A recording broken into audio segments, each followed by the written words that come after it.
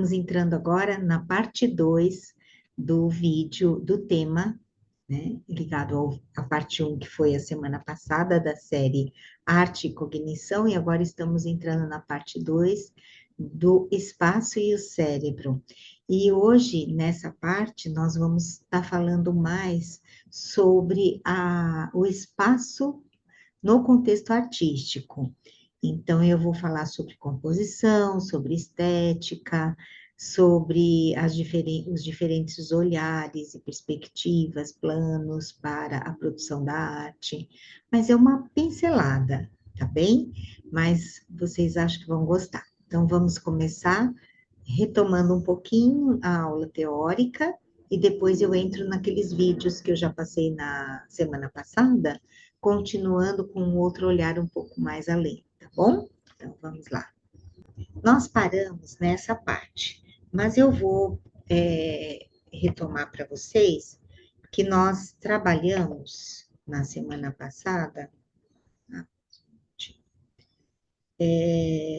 Eu falei, recapitulando, né? Então, falei um pouco do desenvolvimento do espaço no bebê, na criança, falei das áreas cerebrais bem de forma sintética, a questão do espaço para a organização dos objetos, e aqui os conceitos. Então, todos esses conceitos foram trabalhados na parte 1. Assistam a parte 1 também, antes desse vídeo ou ao mesmo tempo, logo depois, tá bom? Então, todos os conceitos estão aqui e chegamos na percepção dos detalhes e na configuração do todo, no insight do todo. E agora, vamos falar um pouco dos conceitos. Então, antes do Renascimento, ainda na Idade Média, as coisas eram. O cérebro das pessoas era um pouco. Não era tão desenvolvido quanto no Renascimento. Foi no Renascimento que teve um boom das noções do espaço representacionais na arte. Porque nós vemos em tridimensão, nós vemos as três dimensões de largura, altura e profundidade. Mas na hora do trabalho, do desenho, a gente executa uma linha, um contorno. Tudo bem, tem uma trajetória, é espaço, união de pontos, é espaço, conceitos para cima, para baixo, esquerda, direita, tudo isso é espaço, né? Mas essa ideia, né, da profundidade, ela foi percebida muito mesmo no Renascimento, como ela poderia ser representada no desenho dos objetos e do mundo ao nosso redor. Foi aonde foi descoberta a perspectiva, e daí isso passou a possibilitar esse conceito, passou a possibilitar os desenhos como se você visse eles de forma real. E no contexto do volume, a luz começou a ser muito estudada. Mas o Leonardo da Vinci, ele já trouxe anteriormente o homem vitruviano, o conceito da geometria sagrada, que já começa a trazer a reversibilidade da imagem de forma perfeita, o ponto de fuga e a perspectiva. Então, todos os objetos, eles têm ponto de fuga também. Mas foi no Renascimento que isso foi descoberto como técnica para apresentar ao mundo um desenho que fosse cada vez mais a imagem do real, porque não tinha ainda a fotografia. Depois, com o movimento antes do modernismo, com o impressionismo, eles saíram dos ateliês, foi estudada a óptica, surgiu a máquina fotográfica, e aí eles se libertaram para estudar outros fenômenos para a pintura, no caso, no impressionismo, a luz, estudada em vários ambientes, em ambientes externos, eles saíram dos ateliês. Mas até então, a preocupação era retratar o máximo possível mais próximo do real. Então, essas três dimensões, elas passaram a trazer um rigor no academicismo. Então, esse indivíduo, esse artista, ele precisava retratar fielmente aquilo que ele estava vendo, e quanto mais fiel, melhor o artista. Assim era considerado na academia, né? Depois que houve todo esse rompimento e a libertação desses conceitos para a liberdade da expressão de cada um, né? Trazendo vários movimentos, tá? Então, olhem que bonito como se vê o volume pela luz, né? E também essa ideia da composição nunca foi estudada a estética como hoje, né? E se desenvolveu uma ciência chamada neuroestética, principalmente Semir Zek, Ramachandran, todos esses autores, eles estudaram a composição, mas isso acontece de forma implícita no cérebro. Então, nós sabemos o quanto é mais harmonioso. A primeira imagem, essa aqui à esquerda, porque distribui pela altura, um pouco na frente e atrás, né? E assim também, ó, aqui o linear é meio estranho. E aqui você anda com o olhar e você se diverte. E já aqui também é um pouco estranho, né? Essa separação. Então, essa estética, ela acontece no bebê já desde pequeno, quando ele olha os objetos no ambiente, porque os seus antecessores também colocaram as coisas de forma estética. E a estética começa lá atrás, no homem primitivo, na horizontalidade, verticalidade. E depois, se vocês fizerem a formação comigo, eu explico isso em detalhes, né? Mas aqui nesse livro, né, que eu peguei essas imagens, são esses limões sicilianos vistos de diferentes formas. E aqui está o exercício que acontece na arte. O pintor, o artista, ele tem que ser capaz de manipular imagens na sua mente em diversas posições, diversos ângulos, diversos olhares, de cima, frontal, os planos, né? Frontal, transversal, horizontal. E esse estudo desenvolve muito o cérebro desses artistas para que eles possam criar com essas imagens. Então, a gente vê coisas espetaculares nesse sentido, né? Agora eu vou colocar o vídeo para vocês, tá bom? Só um minutinho. Então, aqui está o vídeo. Deixa eu ampliar ele. Nós paramos aqui, onde a gente estava vendo a organização dos livros, as sequências, os objetos que são colocados atrás, à frente, ao lado, em pé, deitado, o que fica bem do ponto de vista estético. E aí eu continuo por aí, tá bom? Então vamos lá. Figura, fundo, sobreposições aqui no caso, na arte, né? A gente tem as sobreposições, vamos por aqui. Então, se eu... Esse trabalho é uma mandala que eu fiz.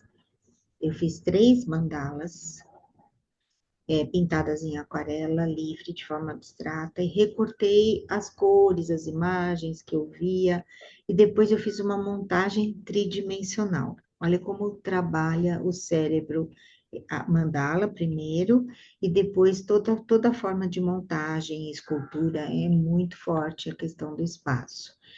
E aí, dentro da arte, nós acabamos tendo visões muito diferentes, dependendo do olhar. Aí entra a Gestalt, que é uma coisa muito espacial, visoespacial, e entra também a interpretação simbólica, os símbolos que surgem para a gente. E aí a gente acaba entrando um pouco no campo das terapias também, até a partir do diálogo com a arte, tá? Então eu vou continuar. Coloco essa peça para trás, muda. Se eu coloco essa peça para frente, eu mudo o contexto. Então, tudo que a gente vai fazer em construtos depende dessas posições, e isso tudo tem um significado. E de repente, como é que eu viro e acho uma forma num recorte? Não é mesmo? Então, a gente tem aqui uma figura humana, por exemplo. Ela está surgindo lá de trás, olha, de trás, na frente. Então, na arte, esses contextos todos acontecem. Até também, né, formas que eu vejo nas coisas. Eu tô vendo cores, eu tô vendo formas aqui, mas eu vejo um coração, o simbólico diz que está dentro de algo azul. O que significa isso para mim? Então, vejam como o espaço é significativo para muitos desenvolvimentos em termos de autoconhecimento e de evolução do ser mesmo. As coisas são colocadas nos armários, nas caixas paralelas, dentro de um espaço, de um conteúdo, né? Um espaço côncavo, um espaço convexo. As coisas são colocadas, agrupadas pelas mesmas formas. Olha como as funções executivas atuam junto. No caso, as sacolas, né, todas estão dobradas, paralelas. Como que eu vou colocar dentro de uma sacolinha? Porque eu coloco aqui as menores, né? Como que eu organizo isso tudo? Qualquer coisa, as pastas paralelas, as fitas todas, o maior para o menor, o que cabe dentro de um espaço, o que cabe dentro de uma caixa, o que eu posso deixar aberto, o que eu devo deixar fechado, o que eu posso agrupar, alinhar, linhas paralelas, verticais, horizontais. Por que eu agrupo coisas que são semelhantes? Não é mesmo, gente? Olha que interessante. Como o cérebro trabalha com todas essas organizações. Os estudos composicionais, então, se eu tenho aqui 3 flores, eu tenho acima, ao lado e abaixo 3 elementos pequenos que complementam esse espaço vazio. Aqui também eu tenho as flores maiores entremeadas com as menores para dar o equilíbrio. Isso daí é equilíbrio espacial, é composição, entendem? Quando alguém produz arte também, né? As cores também equilibram. Então, eu tenho, a partir da cor, o equilíbrio composicional. Então, se eu tenho essa flor aqui, eu vou distribuir essa cor em outros espaços para que essa flor não seja tão chamativa e haja um equilíbrio. Isso é espaço também. Os espaços do jardim, mandalas, pedras que se agrupam e formam desenhos e dá uma ideia de profundidade.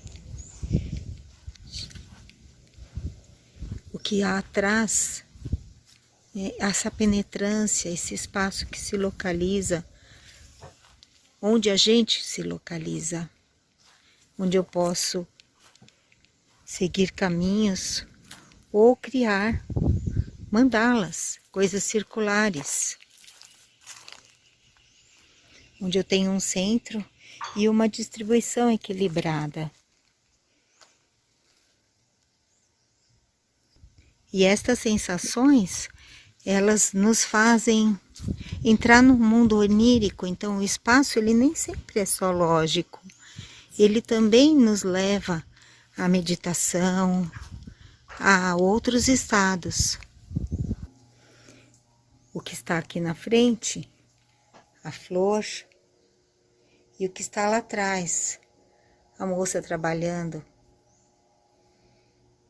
Essas noções acontecem logo quando a criança é pequena e ela começa a sentir nela própria a perspectiva e o ponto de fuga a partir do próprio corpo dela. A minha visão próxima, isso me dá a fotografia, a figura, e fundo, onde é que desfoca, o que está na frente, o que está atrás. A geometria, vejam que bonito, né?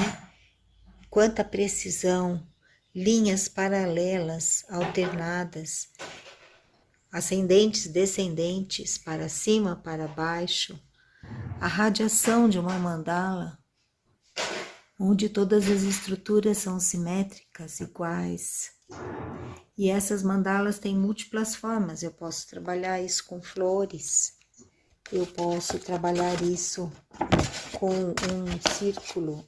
Mas eu posso também distribuir sobre um espaço retangular, fazer composição com cores que têm espaços específicos.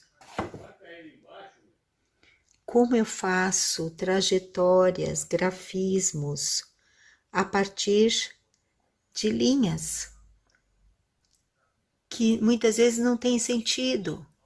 O que essa pessoa quis dizer com esse trabalho? Vejam, o que está para cima, o que está para baixo, o que está para a esquerda, o que está para a direita. Inclusive ele escreve aqui, o autor, que é um grande amigo meu, o que está embaixo, o que está em cima, só que ao contrário.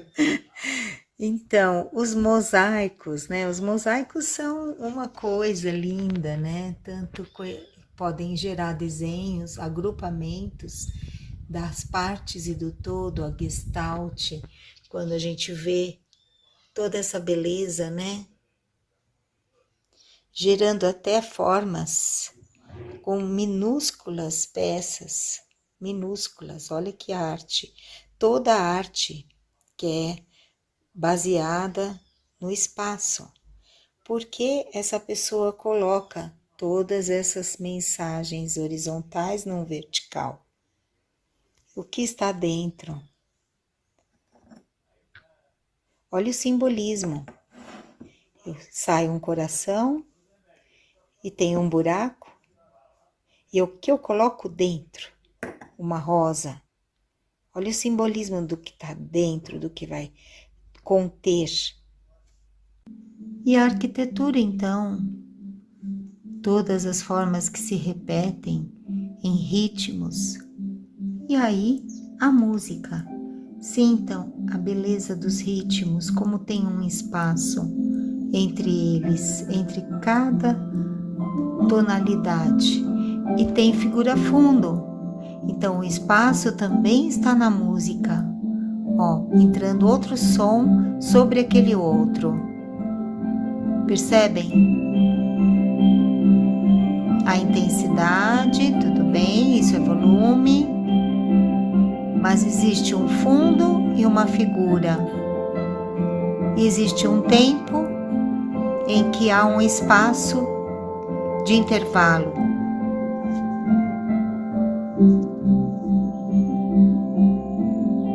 E isso gera a vontade de mexer. Será que é assim? Ou assim? Ou juntando tudo?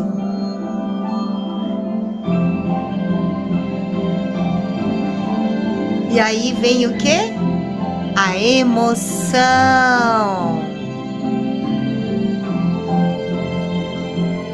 É isso. Eu sempre que vejo esse filme, esse finalzinho me emociona. É lindo, música é tudo, né, de bom, né?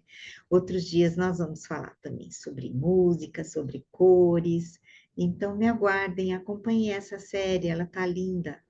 E ela é uma pitadinha da formação em neurociência aplicada à emoção e às práticas artísticas, que é um curso de 2 anos, que ainda está num valor promocional. Ele foi lançado agora, há pouco tempo, uns 10 dias, e vocês podem entrar no curso ainda a partir com este valor, que esse valor foi prorrogado, para que vocês possam chegar aqui com a gente, tá bom? Então, venham estar comigo, eu vou ficar muito feliz. E assistam os outros vídeos, se inscrevam no canal, é muito importante para que esse canal progrida e nós possamos sempre levar coisas boas para as pessoas, tá bom? Grande abraço e até sexta-feira que vem, com a série Arte e Cognição. Até mais!